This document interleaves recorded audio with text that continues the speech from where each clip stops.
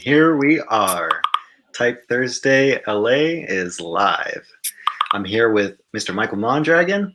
I'm Mateo Cadena, chapter lead of Type Thursday Los Angeles. Mr. Michael, want to introduce yourself? Yes, I'm Michael Mondragon. I am the dialogue lead for Type Thursday LA, and glad to be here. This is our third, not our second live stream, but our third video that we've been doing this. This has been really successful, and we're really enjoying doing it and reaching out to other people that we may not have reached out to before. Yes, so if you're here for the first time, let us know in the chat. Any chats or comments you post, we can see them in our little comment thread. And if we like your comment, you might get put up on screen for the live stream for everyone to see. So this is Type Thursday Los Angeles. We are doing a live stream. We are killing Zoom because we are sick of Zoom, and we know you are too. We've heard from our audience that everyone's pretty much over it. So we're trying out new platforms, and this is our live stream. So today we're going to be talking about some awesome things. We've got a fundraiser going on for the Letterform Archive, which is in honor of Michael Stinson's annual report collection. We'll get into that, but for now, next slide. So welcome to Type Thursday LA, everyone. This is a meeting place for people who love letter forms, and we don't care what your level of experience is. We just want you here in the room with us to learn new things, whether you're a beginner or whether you're an expert or intermediary. Never had type training before? That's okay. Be a part of this community and start to talk the talk and walk the walk in the design community around typography. Next slide. So Type Thursday is a global organization, and we've got chapters all over the world, from Los Angeles to San Francisco, Seattle, Chicago, New York City, Philadelphia, Florence, London, Barcelona, Bogota, Bucharest, Madrid, and Firenze. And I hope I said that right. And if you want to open up a chapter, you can. You can open your own chapter. If you don't see your city represented here, you can reach out to us through our website at typethursday.org. Next slide. None of this would be possible without our sponsors. We're extremely grateful for Hoffman's Milken Center for Typography at Art Center in Pasadena, also known as HMCT. Their wonderful director, Gloria Kondrup, is a great sponsor to Type Thursday Global, and they're helping us support our operational cost and to keep bringing these events to you, to keep bringing the typography community together to talk about everything we love about letter forms. As well as AIGA Los Angeles is a partner for us. They help us with all kinds of things from media, marketing, volunteers, bringing our community together and helping amplify our voice. AIGA Los Angeles is the professional association for design. Everything from graphic design to UI design to UX to packaging to posters. If you're a designer of any kind, you need to get with AIGA LA, an amazing community that will support your career and your growth. As well as General Assembly is one of our sponsors.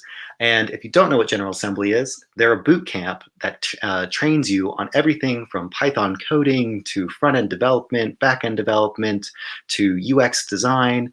And they've got all kinds of free introductory classes from things like product design and more. So check out General Assembly. They've got great boot camps and certification programs that will get you into your next career pivot. Next slide. Type Thursday Los Angeles team is what helps us all be here together. I'm your chapter lead. We got our dialogue lead, Michael Mondragon, our wonderful editorial lead, Sarah Wong, photography lead, Laura Tu, welcome lead, Sunil Rampersad, and our wonderful Type Thursday fam from our former chapter lead, Chris Lim Chin, and our wonderful volunteers out there. Kevin, shout out to you. Rachel, shout out to you for helping. And Ophelia, shout out to you. And Julie, our #1 fan at Type Thursday and support. She is one of the engines that keeps this design community running. Love you, Julie Manthe. Next slide. This was us pre-pandemic. We used to be able to gather in person not that long ago, if you remember what that was like. I still do. And I miss the days of us all getting together. This was at HMCT, Hoffman Milken Centers for Typography and Art Center at their wonderful Archetype Press. We got to tour that press, the letter press. We've been welcomed to do workshops there as well. They're just a wonderful venue, and they have poster exhibits that you can go and it's open to public. And when we gathered in person, this is what we all looked like. An amazing group of people who love typography and from all various levels levels of experience and different disciplines, some self-taught and some formally trained. But the awesome thing about our community is we welcome everyone, and everyone's voice matters. And you, as the audience, get to participate in our TypeCrit format. So this is us. If you want to be a part of the community, you can reach out through Los Angeles at TypeThursday.org. Just email me there. Let me know you want to volunteer. We're looking for more people to support our marketing efforts through social media and graphic design. So let us know if you want to play with type. We'll help us support you in growing your typography wings. So join the community. Next slide. So this is our wonderful project that was born out of our former chapter lead, Alexei Staroslets. He developed this idea for character building that would allow anyone and everyone in our community to pick a character and then design that letter, that character, with your personality traits and characteristics in that letter form.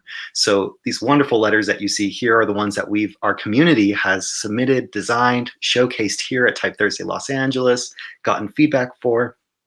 And we have only 2 characters left. So if you want to submit and do a character that has your personality built in, we're ultimately going to turn this into a typeface. And you can email us or reach out to us through social media, whether you go to @TypeThursdayLA on Instagram and DM us, or email us at losangeles@typethursday.org. Let us know you're interested in character building and you'd like to submit, and we'll get you going on that. And next slide.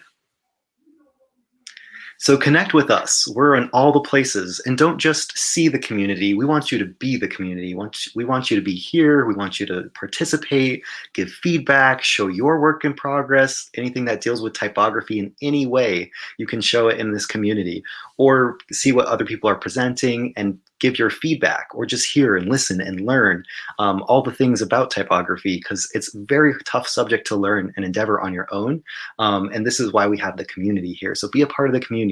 Follow us on Instagram, like us on Facebook, follow us on Twitter. There's our hashtag there, TypeThursdayLA.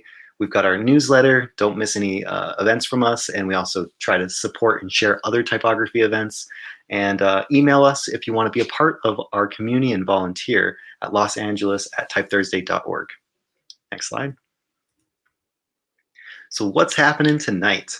Well, tonight we got a fundraiser that we're doing for the Letterform Archive, and we've partnered with the Letterform Archive in San Francisco. If you don't know what they are essentially a graphic design museum that has type specimen from all throughout the decades of graphic design of every variety and every type. They're tangible pieces that you can go into the space at the Letterform Archive, pick up and examine and put on a table and get inspired by and from. And it's all run by our wonderful friend Stephen Coles and his team at the Letterform Archive. And we're super excited to be doing this fundraiser to help support them, because they got a donation from one of our former educators, Mike Stinson, who unfortunately is no longer with us, but he had a huge impact on us. And before he had passed, he had donated this wonderful annual report collection, which was his collection of all these annual reports he designed, which are absolutely amazing. If you ever have to typeset any kind of big numbering book, any kind of annual report, any kind of thing with like lots of information from corporate world being published, like these are the best type specimen you could have as an example to inspire your work and take your annual reports or any of your like big corporate writing and publishing and typeset it with beauty like Mike Stinson did. We, as a community, band together. We had this great idea from Laura too, our photography lead, to design merchandise and sell that in honor to help raise funds and awareness and keep the memory of Michael Stinson alive, because he had impacted so many of us, being a type education instructor and having taught so many people across the community. We thought this was a great way to sort of memorialize and share and keep the spirit of Michael alive, of designing with typography and playing with type. So you're going to see some projects from Laura too and Michael Mondragon here that'll be showcasing what they designed for their merchandise, and any of those purchases would then 100% of the proceeds go to the Letterform Archive to help support their archival process of this great annual report collection that they've taken in from Mike Stinson.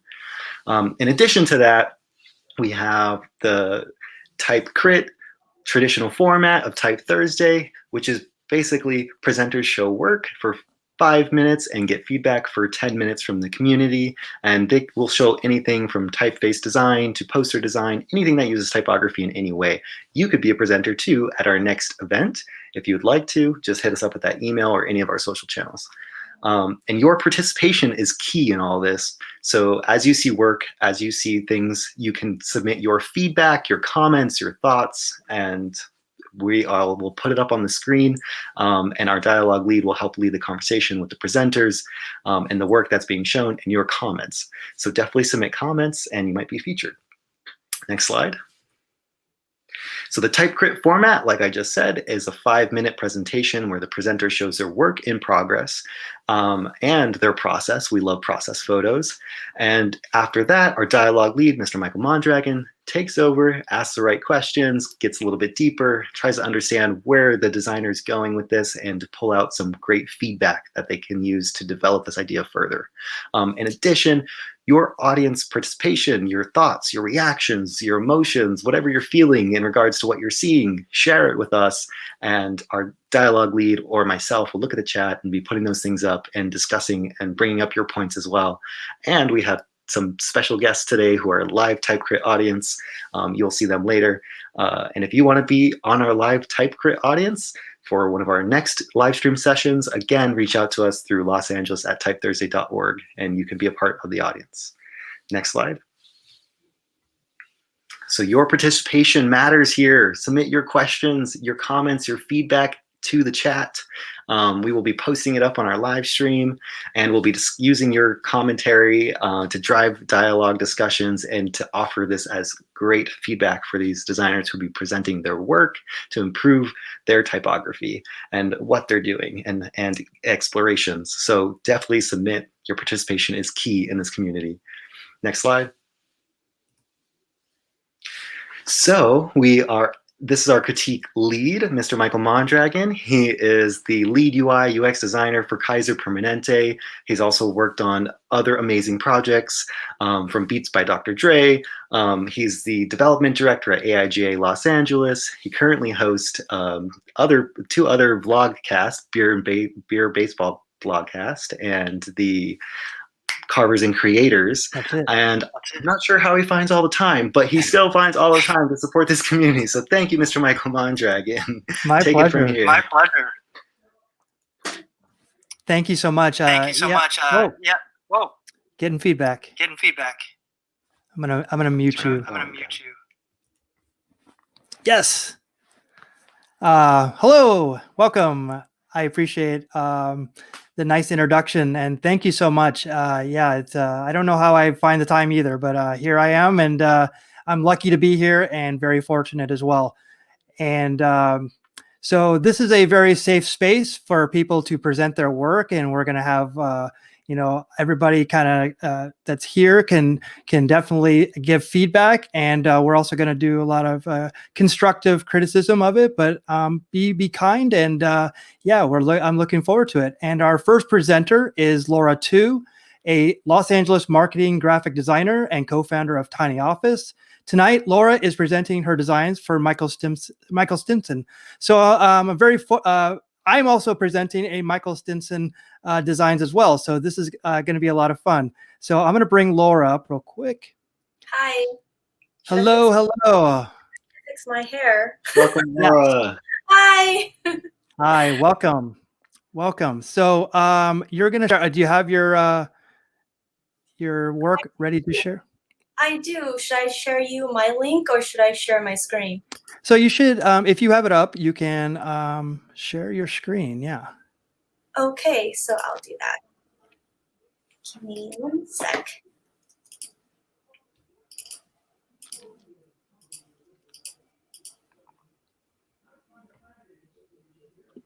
I am loving the giant tablet.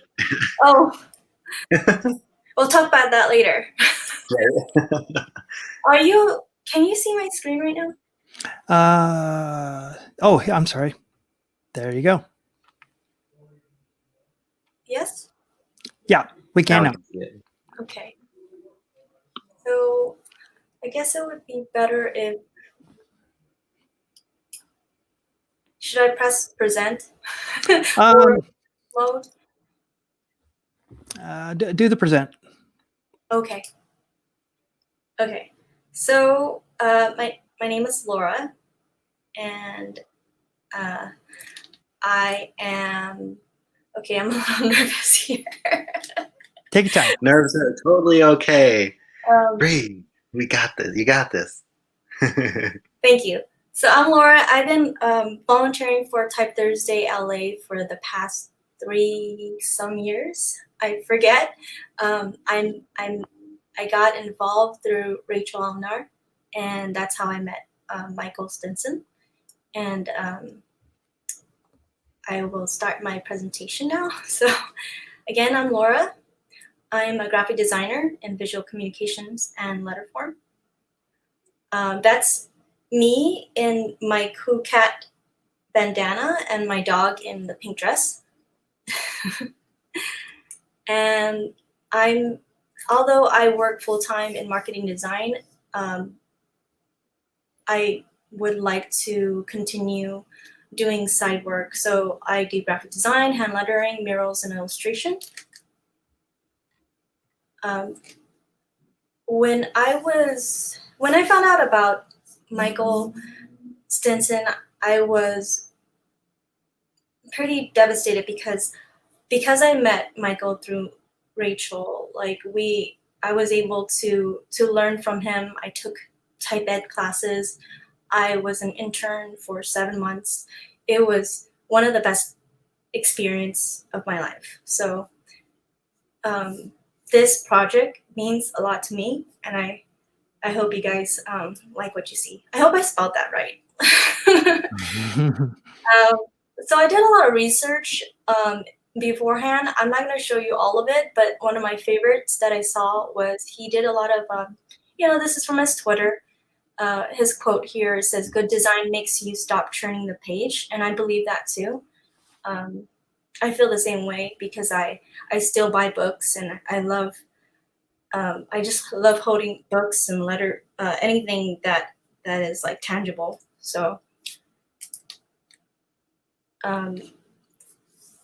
one of the many things that I found within his website and his Behance, and this is his Pinterest. His Pinterest is a gold mine. You can really get into what was in his mind. You can truly tell that he loved art and design, and also he loved his students too. So this project that he designed was called Marks of Desire. It was a typography class that he taught several times in different locations, but I was really drawn to this because it's kind of my own style. So I use this as my inspiration for the merchandise that we designed.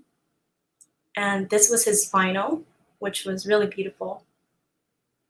Marks of Desire. So I wanted to create a new design in Michael's name by modifying this existing logo mark.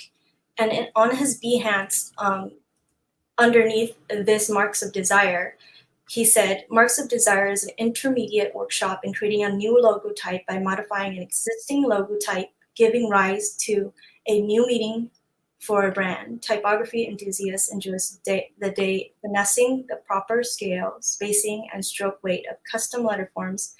TypeEd discusses how the details makes a logo type stand the test of time and withstand future applications." So not only did I want to use what he taught, but I also took the same type of class called Mark My Word.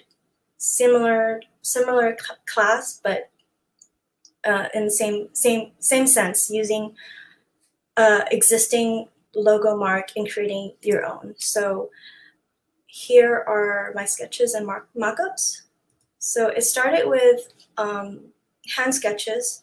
I basically used my monitor and I used a light, and I drew on a piece of paper like several times until it was right, and I kept on drawing Stinson the wrong size, so I had to cut it out and redo a new one.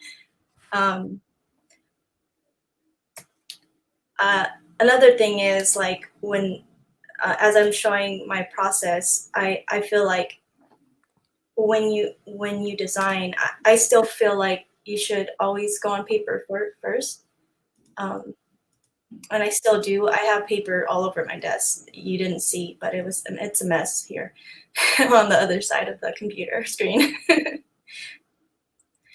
So after I did the sketch, I went into Adobe Illustrator and I created each line work one by one. I don't know if there's an easier way to do this, but this is still how I do my work. So I tend to screen capture my work every few hours or days. The next one was creating the bottom part, making the line thicker, trying to move the kerning and tracking so that it's in the right. Because I don't have a typeface, I had to move each letter one by one. So after that, I refined my design. So this was my first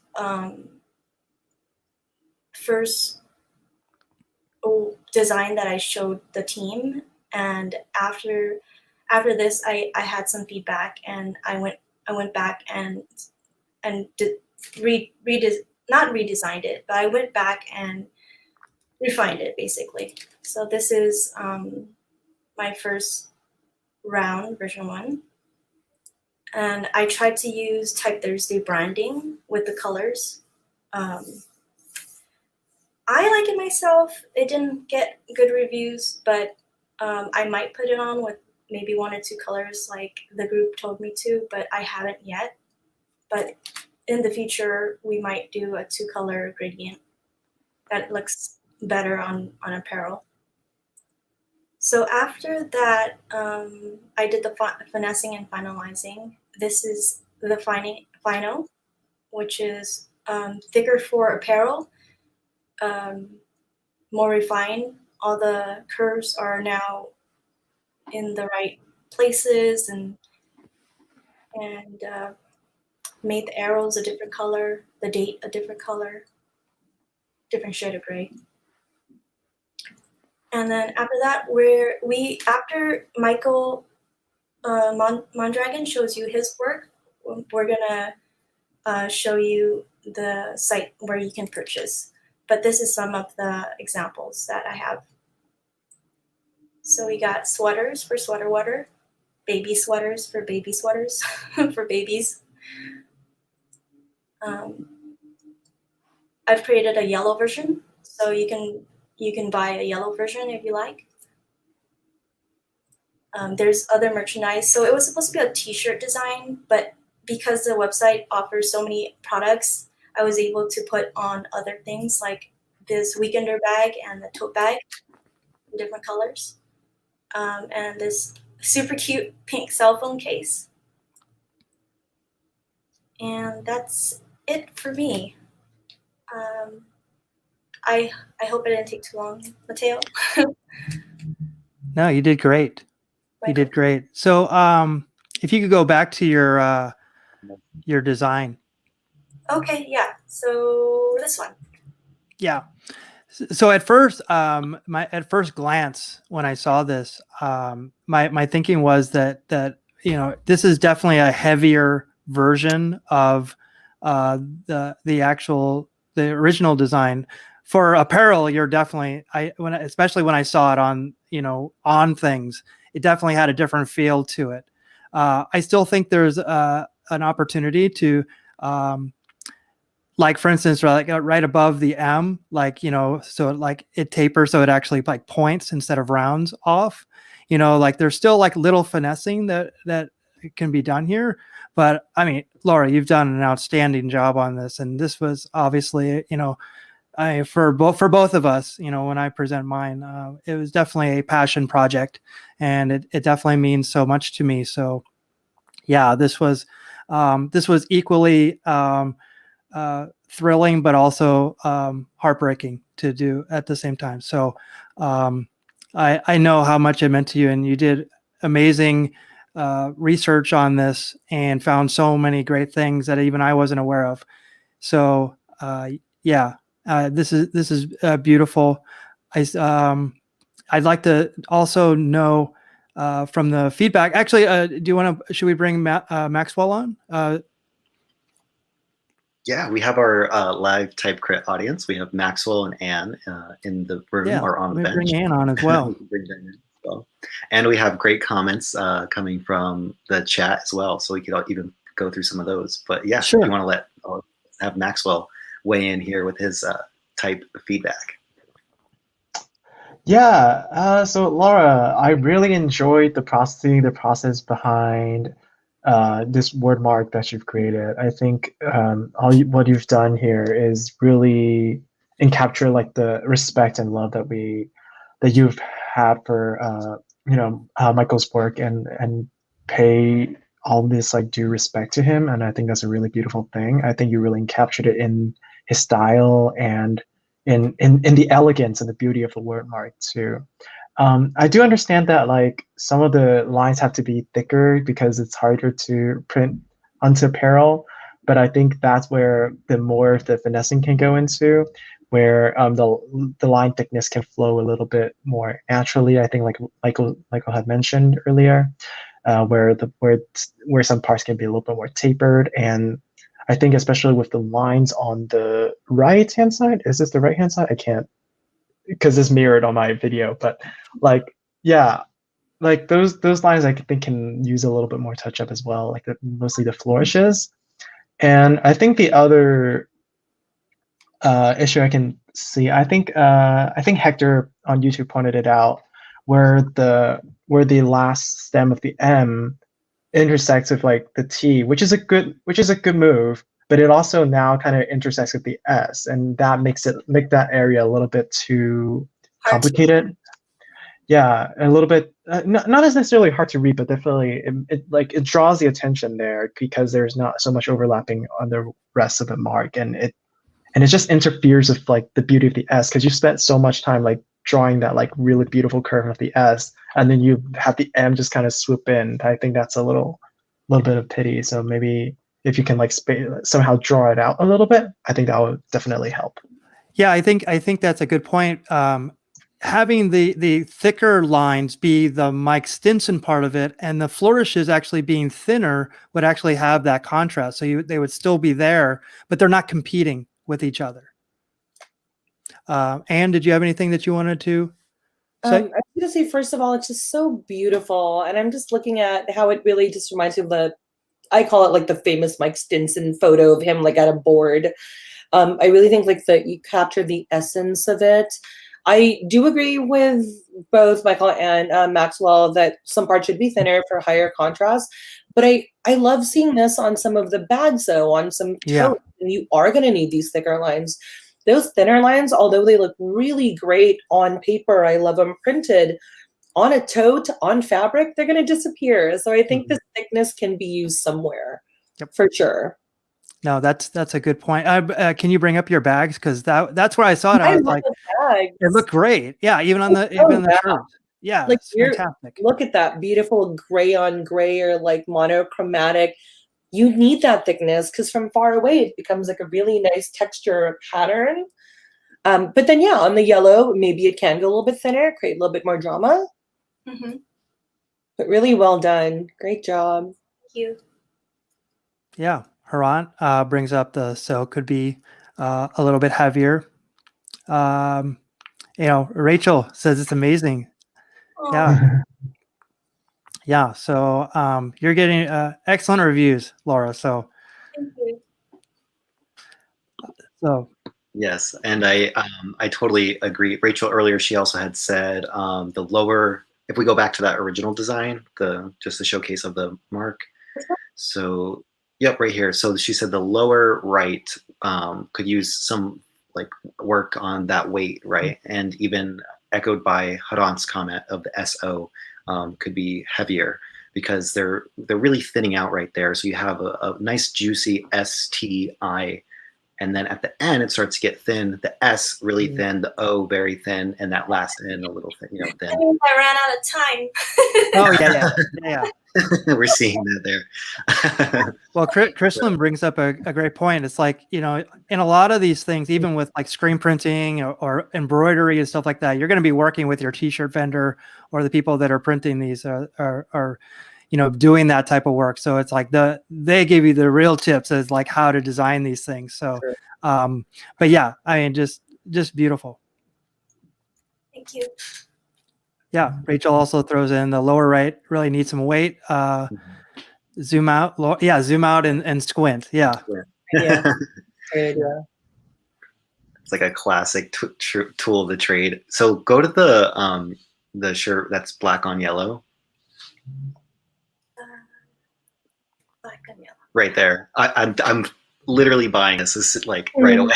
Like I love this so much. It just, it really captures the essence of Michael's, I think, personality and character, and like the colors echoing, the branding that they had with Type Ed for so long.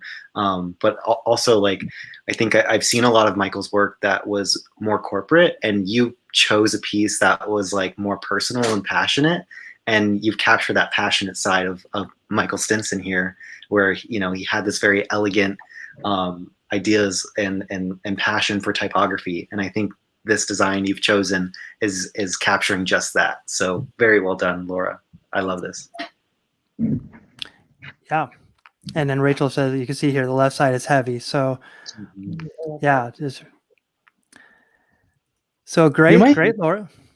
You might be able to, sorry, we're all crashing here. Yeah. I wanted to echo too what Michael had said, where if your flourishes were thinner while the strokes of the letter forms being thicker, then that would help the contrast here. Because as we see from Rachel's comment, the left is definitely a lot denser than the right, and it's part of that reason is those flourishes are so thick as well. So you could play with the sort of like line weighting and stroke widths and weight of the actual flourishes, and like really lightening those up, and even like juicing up some of those stroke widths and transitions to each letter form where they connect to each other and whatnot. Should I go back to that first revise with the thinner weight to see if that would be more? Let's see, this one. Oh, okay, yeah, this has that thinner. Okay, in between here. Mm-hmm. This helps it, I think, a lot. Yes, the lighter flourish weight like definitely allows the Mike to really stand out, and then Stinson, I see it next. The 1970 to 2019. So this helps like just add that contrast that the design needed for legibility, I think. So you could even push this a little bit more, possibly, and balance out the lower right and work on that right side, because like we said, the left is definitely denser than the right. So yeah, this is really good. Okay. I don't know how to turn off my screen. How about this? How about that? Boom. Yeah. Look at me. All right. So thank you, Laura, so much for presenting that. I mean, that's beautiful. And you're continued in mind. So so I'm going to put Anne and Maxwell and Laura in timeout. No, just on the sideline. Just on the sideline. So yes. So thank you so much for presenting that. So as a continuation, actually, Laura actually helped me by she was doing the hand sketching, which she was talking about before. So I'm going to share my screen. Here we go. Let's see here. There we go.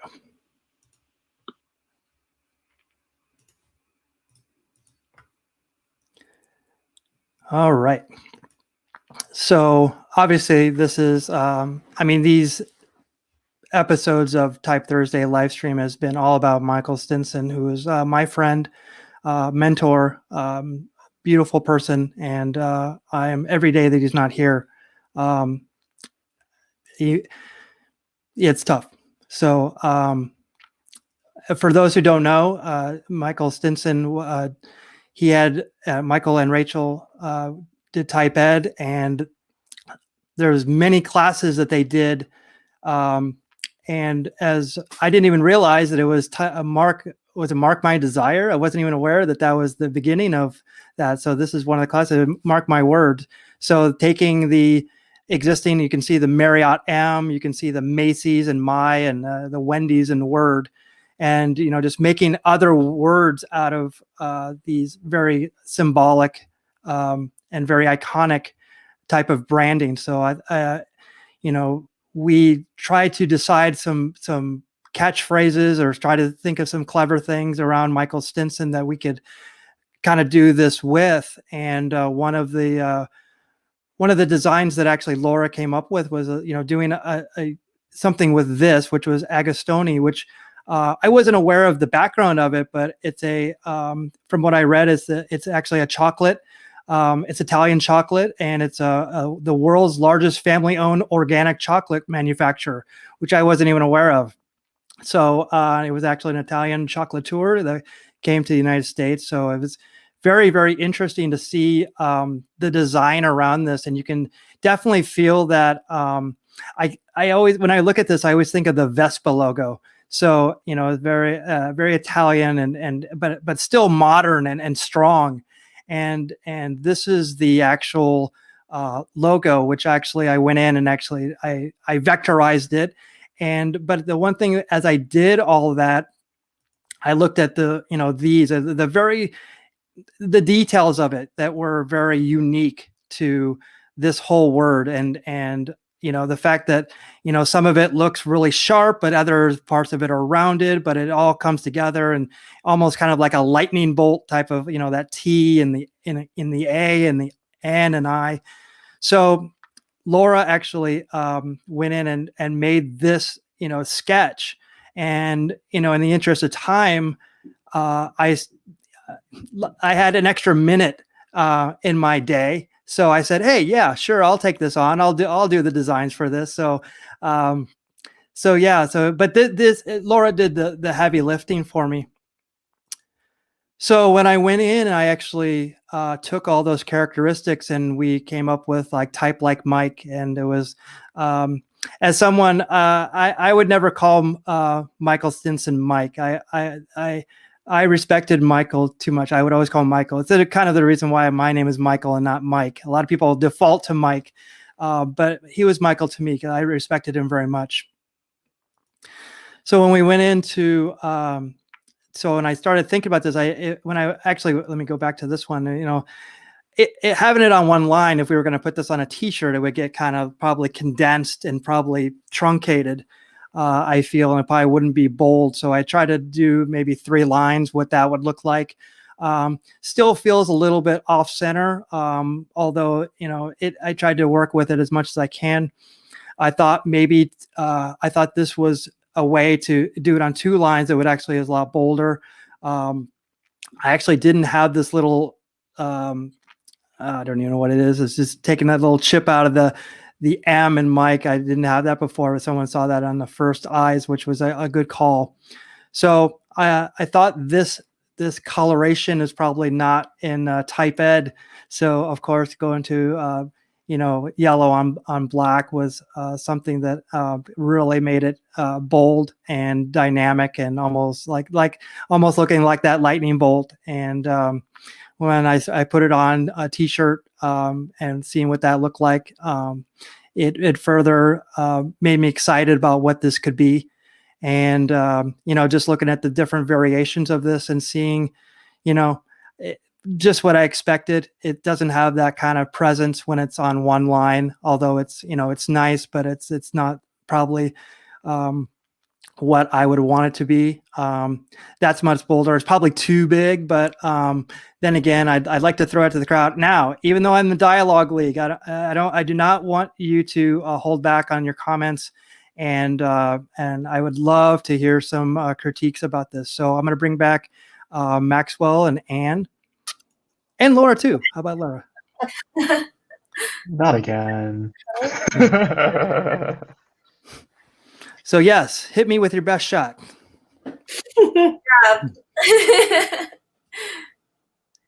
Go for it, Laura.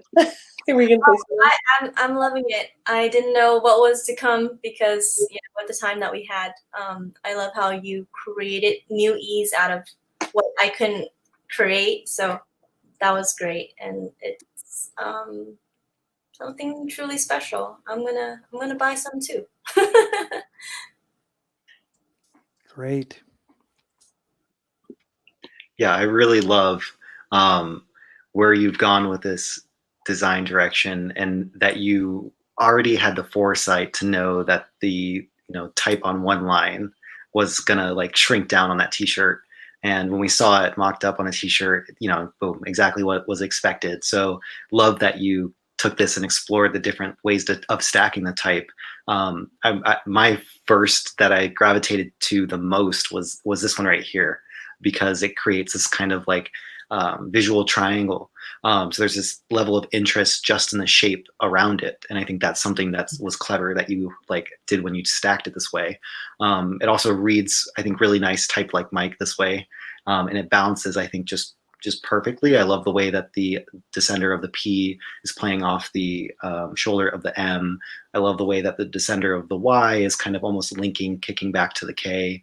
So there's a lot of beautiful things that are happening here with this variant. And then seeing it on the T-shirt, the three stacked one underneath the other. When we saw it on its own, I definitely noticed exactly what you said. So go back to where it's all three underneath each other, the three stack. Let's see.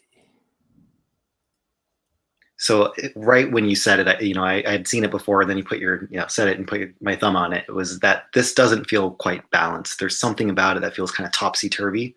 And I think it's, that the width of the word type kind of hanging off the edge, almost looking like it wants to fall because there's like nothing supporting it from like and Mike, right? So to me, this almost didn't look like it was balancing, right? Like there could be some adjustments made, whether that be with like playing with the letter tracking or character width. But it felt like it could definitely, use more finessing. But then go to the T-shirt. When I saw it on the T-shirt, it just like, I guess you finessed it because the M is pulled back. It looks like it aligns better with that T and type. But this just looks like so perfectly balanced on the T-shirt. And I didn't expect to like really like this one more than the other one. But I seeing this, it makes me like, oh my gosh, yeah, I think that's a shirt I want to buy. But I definitely do like the option where it's just like, that creates that triangular effect. And yeah, so this was just really great to see. I love the color choice, black and yellow. It's so good, bold. I love the lightning idea. Yes. Thank you for that. And it's I'm gonna give you a little secret here. I tell this to a lot of the younger students that I talk to in graphic design, and one of the things that I always tell them is, if you're not feeling comfortable with something in your design, don't think you're going to sneak it past anybody. And that happened just now because Rachel says the E is clunky, not sure why, but the eyes of the E feel big. And that is something like I'm even looking at it right now. I want to scoot the E over. The E's were actually made because if we go back to here, like I use basically the O's essentially to make them something, and working with the angles and everything. And it's like, so they may or may not work. And the way that, Laura had it, it was actually like this, which I thought was maybe too long and actually would have kind of maybe not lined up correctly. So I tried it with the O's, but I did not feel comfortable with the E's, which there you go. It's a perfect thing. So that when you get people that I always say people that are smarter than you in the room, you're not going to get it past them. And so that's the one thing that if I had to say something about this, it wasn't even the angle of it that was bothering me. It was actually, that those E's that were, it looks like it might be with it. It might look like it's not. And the beauty of this, the Agastonia is like one word. So if you're adding letters, it gives it a different feel because, you're breaking it up, you're giving it spaces and stuff like that. So very astute. And there's some great comments in Yeah, type edit. What would Michael do for sure? That's what I was thinking the whole time. Yeah. So yeah, it's just some great comments here. Harant, as someone was saying that we should definitely bring Harant as one of the critiques and on here. So yes. So I'll give it to Anne. Anne. I was going to ask the same thing. Well, I had a few questions. So I'm sorry, maybe I missed where the colors are from. So Michael, do you mind explaining, like, where does the yellow come from? Or like, was it just a choice made because of the lightning bolt? Or I think I might have missed it earlier. Type ed, those are basically their color. They're black and yellow. Yeah, there's like almost like their signature color, almost like the Pittsburgh Pirates. Basically, you're familiar with them. And then, yeah, I was thinking about the E as well, because the bowl, I always have the hardest time creating an E, right? Because all the weird rules. It's like, it's kind of the bowl of the sea, but not really. The ending is different. Like there's so many of these like crazy rules I have to keep in my head, although I want to break free. I hate to say, like, maybe I just need to go back and think about some of those and incorporate it. I was staring more at the stroke of the P, which is like type. How it's connected. There's something about there. Have you considered making it just a little bit shorter, just a tad, or have you tried it yet? As I look at it now, it almost probably needs like some sort of slant to it. Almost like that flat bottom doesn't really do it. It doesn't do anything for it. Yeah. Stroke on the top. Have you considered? Oh yeah. I didn't even consider that. Like cut off.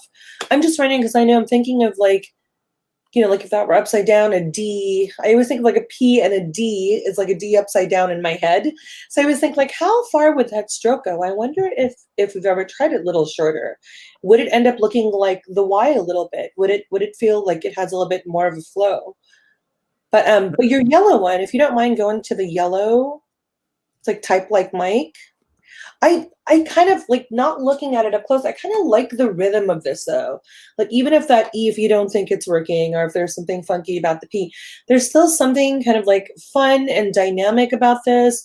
It's lively and even from afar, like the rhythm feels really, really nice and kind of even. I'm sure there's a few small tweaks that can be made, especially black space to me is like easier to see than white space. Like, darn, now I can see all the tiny things, but overall, nice essence. I like that. Thank you so much. I appreciate it very much. Maxwell, did you go? Did I skip over you, or did you get to go? Not yet. But I think a lot of people, especially in the comments, it's been going off. Like mentioned a lot of things that I think are worth like looking back into. I think my overall sentiment towards this is like it kind of veered away from Agastonia a little bit, which is not a bad thing. I think like you're trying to capture something's essence, and it's always hard to build characters off of like an existing set when you don't know what the rest of the letter forms could look like. So then it becomes a lot of like assumptions and guesstimating work. And so I think my biggest crit would be just try out like different formats of E's. I think you can have E's that don't have like the crossbar tilted at the same angle with like the rest of the connectors, or have it like be a rounded E, or like have it like as Laura did in her original sketch, like have the tail of it like be a descender. And I think things like that are like trying out different combinations of letter forms and see which one works out the best, not necessarily like basing one off of like another character, but rather like trying mix and matching and bringing out pulling like the different essences of the Agostoni logo like you've like done initially. I think that would be that like it might be worth like going through that effort and trying out different options and seeing what works the best and with this specific word mark. I think that's the other thing, because a lot of times with letter building, like you don't really see like how it goes together until like you put together like certain sentences, and like sometimes like certain sentences work great, sometimes like certain other sentences don't work that well. So I think with a word mark, it's like very specific, and I think trying out different combos would be beneficial for sure.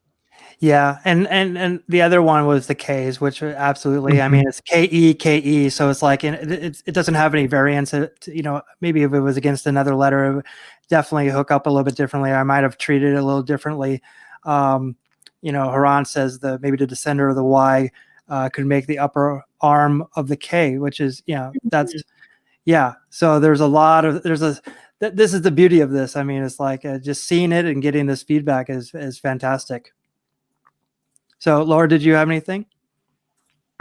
Yeah, I have a comment here online from Remy. Did you read that already? I don't think I saw it. Here, I'm going to type it into you right now. Oh, I'll just go back through. I don't know where it's at, actually. I can read it to you. Remy says, okay, go for it. The E does stand out more, and she wants to say that M and I needs more spacing. I also agree, M and I. Yep. Yeah. There's a lot of that spacing that now that I'm looking at it from back here that I can definitely see that. Yeah. So great. I really appreciate it. And again, this was labor of love, but also it was very just as tough to do this and so I appreciate all your feedback and I look forward to making this as good as Michael would have approved. So I appreciate that. Thank you. I look forward to making this. Well, WWMD, what would Michael do? Exactly. I love that. All right. So we have Shessa next. So I'm going to put everybody. Well, before that, Laura, would you like to tell everyone where they can go and get this? Yeah, so it's a super easy URL. It's typethursdayla.threadless.com. Oh, okay, I saw that. Yeah. TypeThursday, was it? I sent it to our little chat. typethursdayla.threadless.com. Perfect. And I'll copy and paste that into the comments too on Facebook. If I can.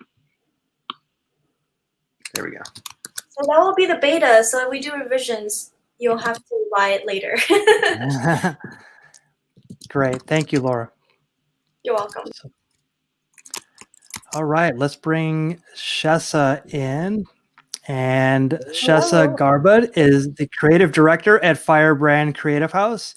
Shessa is going to be presenting a typeface called Octavia, which is now the second time that you've showed this to us. So look very forward to seeing it. Yeah, I'm super excited to share. Matteo, do you remember what month it was? Was that September the first time I showed Octavia? Yeah, I think it was back in September. Yeah. I'll share my screen in a second, but super excited to be back and showing progress on the typeface and seeing some of the same folks that were there at the original presentation. So this one goes out to you guys. We're growing this baby together with the type community. Yes, it takes a village. So let's see, a little about me. Can you guys see my name and like a picture of me? Yep. Awesome.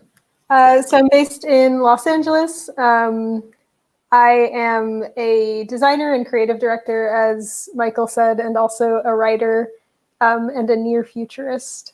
And I, earlier this year, founded my own studio, Firebrand, which has been, as you can imagine, in 2020, an awesome and wild journey.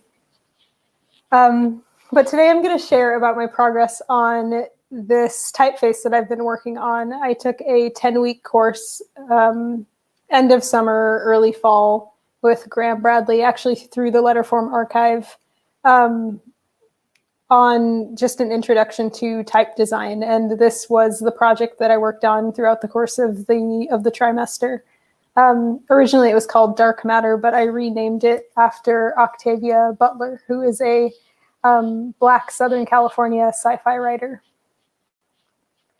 And this was some of the inspiration I looked at. So some of my own work that you can see on the far left, which is illustrations and ideas for a comic book that I have. looking at classic sci-fi like 2001, which is that red screen at the bottom. And then also looking at the super ellipse as sort of this retrofuturist shape, but also as the orbit of planets, and using that as sort of a base for my character set. So these are some of the sort of base letters, the letters that I used to guide the shape of a lot of the other letter forms, like the uppercase P sort of built off of the O, or an uppercase M built off of the H. The last time I was here, I think I just showed the sketch on the left because that's how early it was in the project. I had just sketched the typeface, done a couple of drawings on it on Photoshop. And you can see sort of how it's evolved and become refined over the 10-week class. I'm on version Q right now, which speaks to just how intense I can be about version control. I thought this would be fun to share with you guys to show how some letter forms changed a lot over the course of the process. And this A was very close to my original drawing. It had a lot of personality and curves and details to it. And as I learned more about type, learned more about this face in particular, and started building out more of the character set, I realized that actually simplifying and pulling back on individual characters would help the overall design feel more cohesive. And in the case of this font, which is meant to be sort of spacey and open and expansive, having a single story A instead of a double story A was like a big aha moment for me.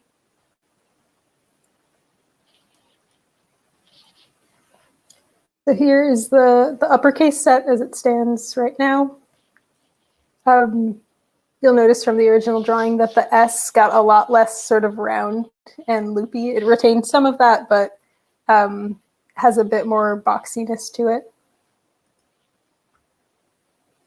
And I tried to keep elements like the H crossbar in pieces of other letters like the E and the F, and then also the K a little bit, and maybe even the M.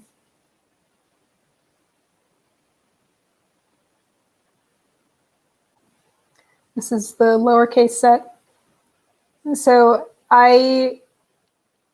starting this typeface, had envisioned a lot of it being in uppercase, and then which was great because I really enjoyed making the uppercase, and then the lowercase is a nice challenge for me of like, how do I create sort of a cohesive cast of characters that feel like they're all speaking the same visual language, while making the lowercase super readable and giving it some fun personality of its own, like the G or the T. Originally, the T was just a straight line like the J and the I, and that ended up not reading as well at smaller sizes. So the T and the F got a little bit wider. Something I don't think I've shown to anyone, this is the numbers, which I don't think they're quite there yet, but I would love to hear critique on them, and then some punctuation as well. The parentheses should be the same size as the brackets, but other than that, I would love to hear your feedback. This is beautiful. I'm really, really liking this so much, and it's the refinement of it. Actually, could you go back to your complete letter set?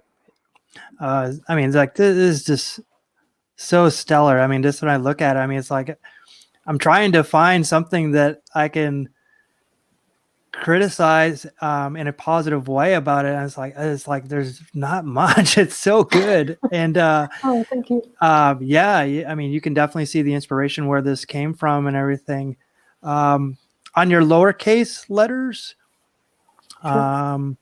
The only thing I see, your F. Do you Mhm. anticipate like having, like, for instance, if the E was on the other side of that, is it going to connect with that letter, or Mhm. pushing in that a little bit so it can like just kind of, another letter can tuck into there is really the only thing that I Yeah. can see immediately. But I mean, like this is so great, and it has such a great feel to it.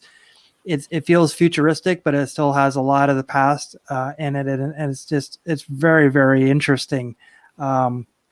Yeah. So let me bring in back in Maxwell and Anne. Yeah, sure. I'll flip to Yeah. some of the specimens I had created just as they're coming in. These were a comic book cover and a magazine cover I made to sort of show off the design. So good. So That's good. beautiful. Maxwell. That's fun. That is so beautiful. I mean, first of all, just congratulations. I know this might not be the final version just yet, but like I really can see like all the work and refinement that you put in it, and it really shows like all of the letters have been so refined and consistent, and like it has enough personality in it, but also like rigidity into it as well. Like you've seen like good tying this back into the whole box format and like the ellipses. I think you really see those references come through, and so I really, really love this typeface. On very, very nitpicky minor details, I think some things can still use a little bit of balancing work.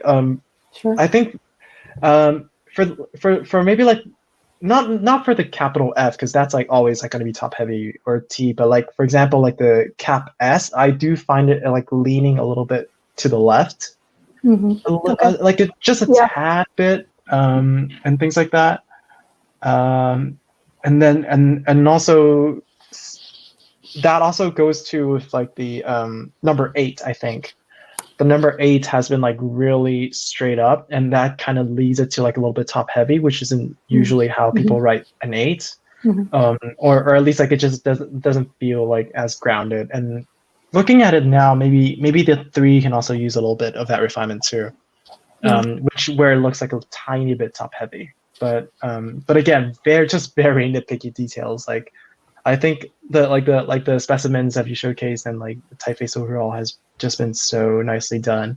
And before anyone says it, I think also like the lowercase g and the j, that's just genius. Like I've never seen like the lowercase g done like that before, and it's totally okay because it's a space font, and like I totally get it. Like it's like you don't even need the loop, like the lower loop of a G. I get it's a G. It looks like a little bit awkward, but it's totally okay. And I think that is just amazing work, Jessa. Great job. Thank you. Thank you. Yeah. I appreciate that. Aspasia actually brings up a good point about it'd be nice to see the punctuation characters in context. So yeah, that's a really good point. Anne, please. Yeah, it's a lot of fun. I really like what you're trying to capture. Like I agree with Michael too. It looks experimental. It looks kind of cool. It looks futuristic. Would you mind if I take a look at the lowercase letters for a second? Sure. I love that G. I'm with Maxwell. I'm the biggest fan. I think I saw it yesterday. Super duper cool. And I think it's a really smart thing that you switch to a single story A. That double story is like the death of me. It's so hard. It's so hard to get right. And the S for me, a lower S, everyone thinks it's easy, and it's one of the hardest things. I did have a question about your F though, and the lower T. Have you tried that where the center's a little bit shorter, or maybe like the crossbar is a little bit shorter as well? Have you tried it yet? Making the center on the T shorter? Yeah, on the F. On the F. I think at some point version whatever R or whatever it was, is that before or after Q? I don't know. Version L. I did have a shorter F, sort of closing that space, and it started to draw attention because it felt a little bit too dense, which is a little bit of what happens with the E and the S as well. you're right. There is a little bit of a flare on the F, like on the ascender. I can see now that I look closer. I'm wondering if that can also have that slanted cut that you have on the crossbar. And if it's just a hair shorter than the E cross, you know, like if that was just a hair shorter, I'm wondering if that works. Yeah. I'm in love with your ink traps though. Those are kind of funny. Like sharp ink traps, like kind of a fun. Everyone's doing rounded ink traps now. So those sharp ink traps are a lot of fun. And then the slant, like I'm liking that kind of slant on the L, like on the stem of the L. Have you tried that slant somewhere else as well? Like maybe, pulling that in elsewhere. I haven't. Oh, I'm just wondering, like, will that look odd? Would it look kind of cool on a B? Would it look cool on the T? Will it tie a few things together? But besides that, super fun. Again, in love with that G. Super fun. Thank you. Yeah, you're getting raves in the comments. Rond actually says that G is actually the Danish style. So, which I wasn't aware of that either. You can always learn something every day. So, yeah, just gorgeous. So where do you take this from here, Shessa? So from here, there are a few more characters I want to build out. I'm hoping to do accents, at least for Spanish, because a large part of this typeface is about being for Black and brown women in space. And so, yeah, that's gonna be a pretty big undertaking, and maybe some ligatures for the lowercase set as well. But yeah, if anybody wants to test this typeface, just DM me on Instagram and I'll send you the OTF, and you can like be my guinea pig. Sure. Oh, wonderful. That's awesome. That'd be fun. Well, thank you for presenting this. Yeah, thank you guys. You were saying it was for Black and brown women. What were you saying? Yeah, the typeface is other than sort of the aesthetic inspiration behind it, I was really inspired by this question of why aren't there more Black and brown women in sci-fi? That's right. That's what I'm saying. Right, and it's named for Octavia Butler. I'd love to test it out on some Filipino branding. If you want to do that, we can. Sure. Yeah, I love that. Yeah, let's do it. I'll send you a message. Great job, by the way. Yes, awesome. Thank you. Excellent. Anne. Thank you. All right. And now, last but certainly not least, is Hannah Leach, a Los Angeles digital designer at AMP Agency, right? Not AMP, AMP Agency. Hannah is also presenting a typeface, which I'm very excited to be looking at as well. So let's add Hannah. Hello. Let's get you. You have to off mute. I was double muted. Hi, Michael. Hi. Thanks, guys. Yes, welcome. So tell us about your typeface. Let's go ahead and share the screen. Also, shout out to Sam Cabrera. I was going to do that. Yes, shout out to Sam. Yes.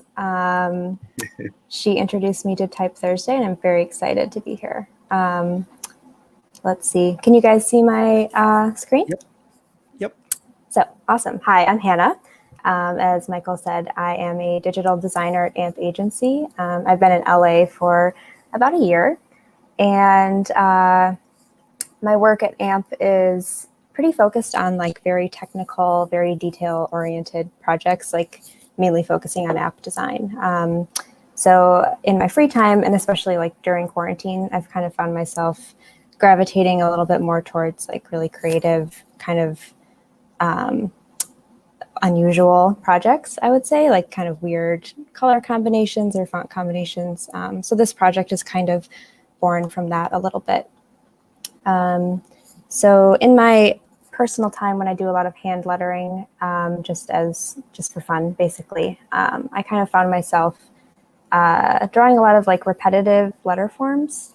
And once I realized that I was doing that, I kind of went back through all of my files and consolidated things a little bit and realized that even going back like 2 or 3 years with this Rockwell logo, there's a lot of consistencies that I never really noticed I was doing before. So once I kind of figured that out, I thought it'd be a fun project to consolidate things a little bit and kind of hone in on the aspects of all of these that I really love and turn it into a typeface. So I've got a little video here. I hope you guys can see that. Mm-hmm. So this is basically just a screen capture of the iPad while I was drawing in Procreate. So I'll just kind of let that play through just to give you an idea of how I formed different shapes. And this was kind of the first pass at consolidating everything. So I was doing a lot of copying and pasting.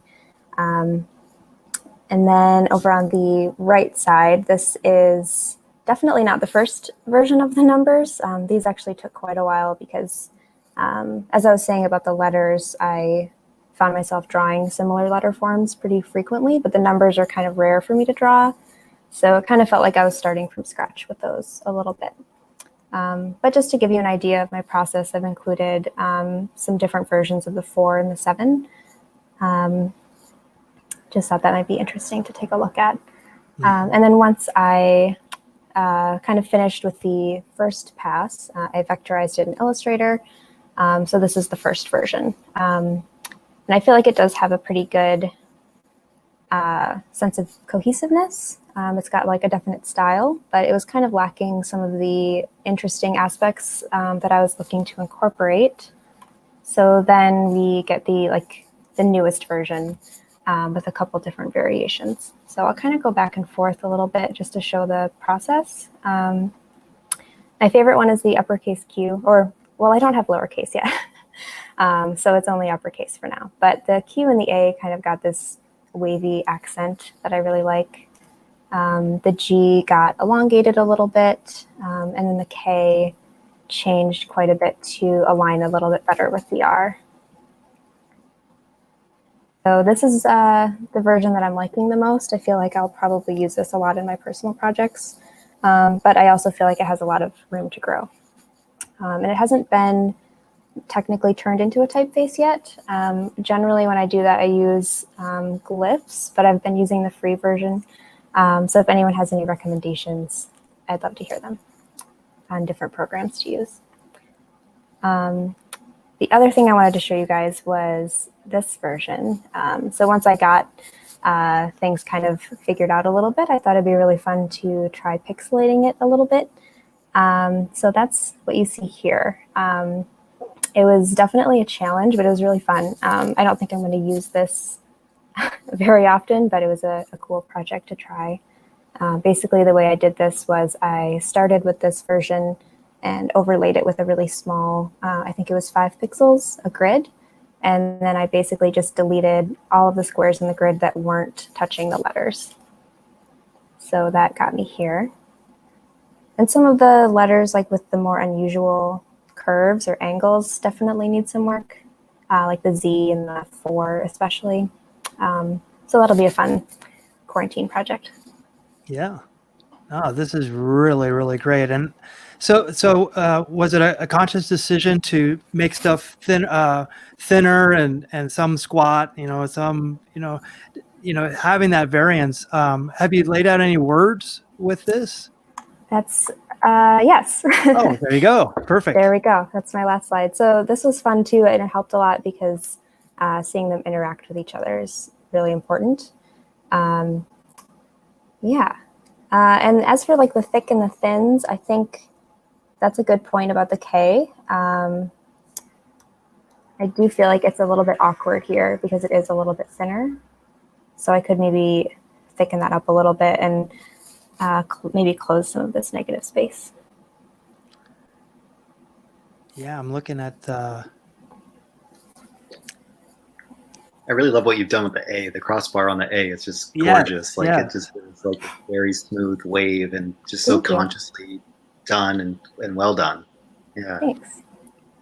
That Q. Yeah, like I feel like the crossbar is like there's no other letter with that kind of in there. It's almost like something that could be other places as well. I was wondering about that too. I would like to integrate it in other places, but kind of subtly. Like I feel like putting it And the E and the F might be a little bit too obvious, but I could try it. And I feel like it How would about still the look cool. H? How about the H? Oh yeah, the H could be good. You could So try let it on me, the H, and possibly even, I was thinking, my first thought was the G, because they have that straight, that top line of the G is so straight, and it just like almost stands out a little bit. Yeah. Where Yeah. the bottom half is this beautiful kind of like curvature into a straight. Experiment with that. That could be cool. I love Yeah, this. Hector, This is beautiful. Hector brings up just like the space above the crossbar, maybe just, just open that up just a bit. I think that would be, especially when it gets, like I'm pretty far away from it visually, and just, so I think it could be good. Maxwell, did you have anything that you want to? No? Yes? I think you're on mute. Sorry. Haven't came to mind yet. I think a lot of things you guys mentioned, I do agree with. That's also been on my mind. I think, I don't know. I do appreciate, I think, the whole typeface of like variable widths to each of the characters. I think that's like something that's definitely trending right now. But also it has like a lot of personality and like quirk to it that would differentiate it from like other typefaces as well. Can you go back to like how you've been like forming words with the letters? Just Yeah. yeah. This one? Yeah. Yeah, you can definitely see the E's like getting a little too close when you kind of like see it at this small scale. So I could that's move definitely the crossbar and the E down so it's like at the same level as the B. I think that could help. and that would also help with like the consistency between the letters too. I think that's like not necessarily like a crit, but also I think just something to be aware of, like is maintaining the consistency between the different letters as you're developing a typeface, just so that they don't look like you're like cutting up magazines and pasting them together. But overall, it does look good. Oh, I think the O can also use a little bit more finessing. I know it's like a perfectly round circle, but I think now that like I'm seeing it with like aligned with like other different letters, it looks optically floating a little bit to the top, and that it's like a little smaller than the other letters too. So maybe adjusting the size and the base where it sits on the baseline. The O, I think that would be important too, because O is such a commonly used vowel, and so and accordingly adjust the Q as well. So I think, yeah, that's fair. Yeah, that was going to be my next question. Like, does every letter need its own, special nuance? Sometimes there just needs to be a simple O just to have that strength of, so you don't have to make it, extraordinary. It can just be just strong, like the I is a strong, you don't need an extra little nuance to it. Anne, did you want to say anything? I was just looking at this. It feels like just with the words like this, it feels a little bit like it's monospaced, but it's almost kind of fun like that. I know it's not supposed to be monospaced, but it's kind of cool. Would you mind going back, Hannah, to the two where you had it like in black and the two differences, the black and the blue? Yeah, so it's black and blue. If you can go back to the blue. No, those quirky little moves are so much fun.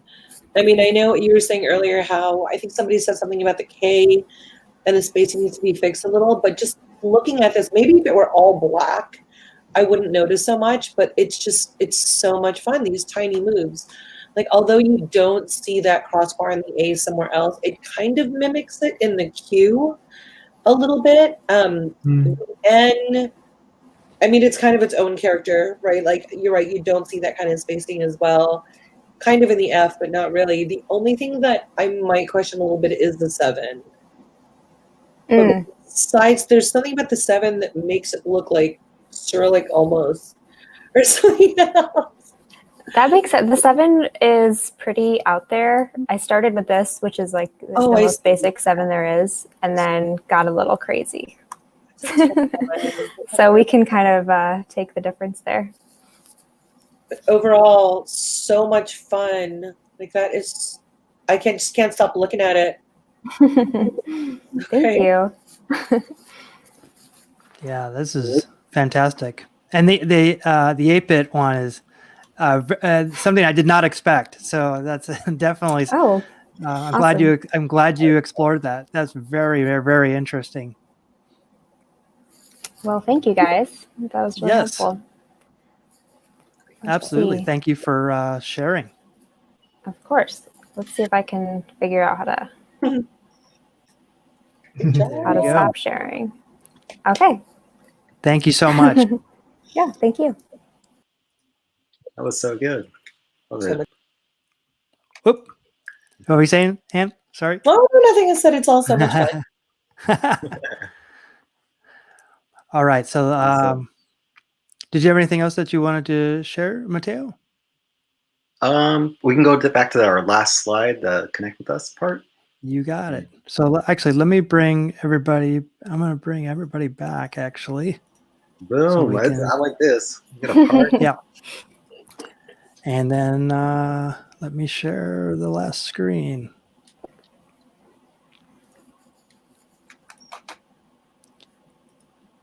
Thank you everyone for joining us. This has been amazing. I love that we have this like party going on in here right now. Really felt like Hannah's typeface was sort of like the futuristic sister to Kesha's Octavia, because it felt very futuristic, Hannah. So Yeah. super cool work. We Well both done. had similar vibes. Yes. I saw that I think in the 7. I liked how you got crazy with the 7, so I think you're on the right track. It definitely looks really though. So maybe finessing that a little bit more. And experimenting with each other's typefaces, maybe sharing each other's OTF files and playing around with those. And that's what Type Thursday is all about, bringing the communities together and like showing that like, hey, there's other folks out here who are working on these things, being able to bring your work and have eyes from all over the LA to look at your work and to help provide helpful insight, hopefully, into taking it and growing it. Just like Shesha said earlier, it takes a village to raise a typeface. So if you were interested in any of this, whether you want to present or be a volunteer, work with our community, then connect with us. Again, don't just see the community, be the community. We would love to see your work as well. Reach out to us through email on losangeles@typethursday.org. And if you liked what you saw today and you want to support the Letterform archive and in memory of Michael Stinson, then go to our Threadless store. We dropped the link in the chat earlier. Laura, what was that link again, where they can go purchase their merch? TypeThursdayLA.threadless, ThreAdless. There it is. Michael put it up on the screen. Thank you, Michael. Super helpful there. Yes, so go to our URL, typethursdayla.threadless.com, and check out our merch. 100% of those proceeds go to supporting the Letterform archive, to keeping them operating and helping with this Michael Stinson annual report collection, and keeping the memory of Michael Stinson alive and vibrant in our community. Anything else from you all here? Thank you, everyone in the room. Thanks This has been a grand experiment. A grand experiment. Grand experiment. It's been going well, and it's. I feel like we were talking about it before. It's like we're all zoomed out. So the fact that people can watch this and on their own time and in their comfort of their own homes and not have to jump into a Zoom meeting and turn on the cameras and everything. It's been a real blessing. But we've been very thankful for all the support and all the well wishes from everybody. So thank you for that. Thank you to our panel for coming in and presenting, but also critiquing, and that's been really helpful. This is such a beautiful community, and it's in a year that we could have not done anything. I think that we kind of got burnt out right at the end of it, and this has really reinvigorated all of us. So thank you all for watching and participating. Yes, thank you, everyone. Really appreciate you. Love seeing all your work. Thank you to our live audience as well, and in Maxwell. You guys were great. So we Mateo, already have suggestions for the next one. Great. That was just going to be my next question. Mateo, are we going to be back in December or January? So for December, we're taking a holiday break. I think Okay. everyone has been quite exhausted with all that's happened, so we need a breather. We were planning on doing a workshop in December. If you're interested in doing a workshop with TypeThursday LA, then let us know. We'll probably try to coordinate it though in the new year, either January or February. But we will be back in January. But that doesn't mean we won't be on socials or checking our email. So you could definitely hit us up through socials and email us if you want to be a part of the community or be in the loop with what's going to be happening in January, the new year. Great. And Well, in we will see addition, you soon. I'll say it too, because Rachel brought it up in the chat. Aspasia should be on the panel, she said, next month. So we should definitely, Aspasia, let's talk. We'll get you in our live. Yeah, Ront. Yeah, so many people in this community that can give great feedback for sure. Well, awesome. Well, thank you, everyone. We really appreciate you all. This has been so much fun. Great. Thank you guys. See you soon. Good night. Bye.